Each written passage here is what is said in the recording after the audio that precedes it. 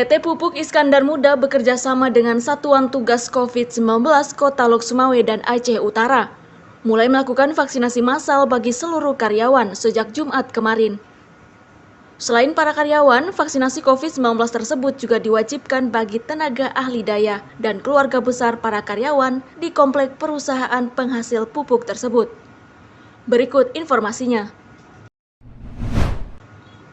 PT Pupuk Iskandar Muda atau PIM mulai melakukan vaksinasi COVID-19 secara massal bagi ratusan karyawan dan tenaga ahli daya sejak Jumat kemarin. Selain karyawan dan tenaga ahli daya, vaksinasi juga diwajibkan bagi keluarga besar para karyawan di komplek perusahaan penghasil pupuk tersebut. Targetnya, vaksinasi massal yang digelar hingga Selasa 11 Juli 2021 ini bisa melayani hingga 1.500 orang.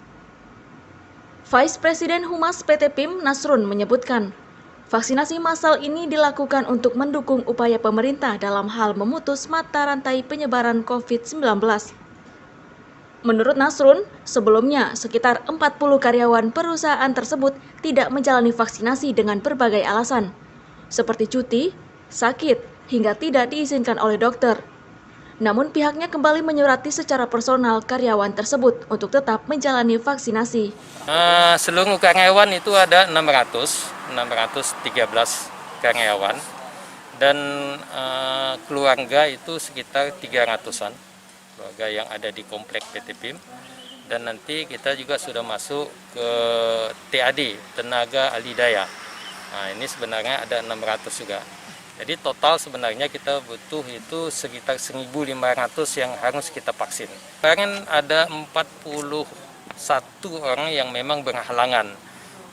Banyak alasannya, ada yang cuti, ada yang sakit, ada yang memang dia tidak diizinkan oleh dokter. Itu kita surati lagi ke personalnya untuk mereka tetap harus divaksin. Kalau memang nanti rekomendasi dokter dia tidak boleh divaksin, itu baru nanti kita bebas. Wajibkan. Hingga hari ketiga, vaksinasi massal bagi karyawan ini telah mencapai 92%.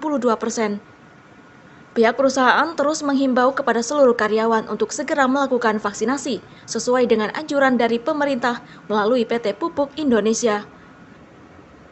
Dari Aceh Utara, Raisul Barit melaporkan untuk Puja TV Aceh.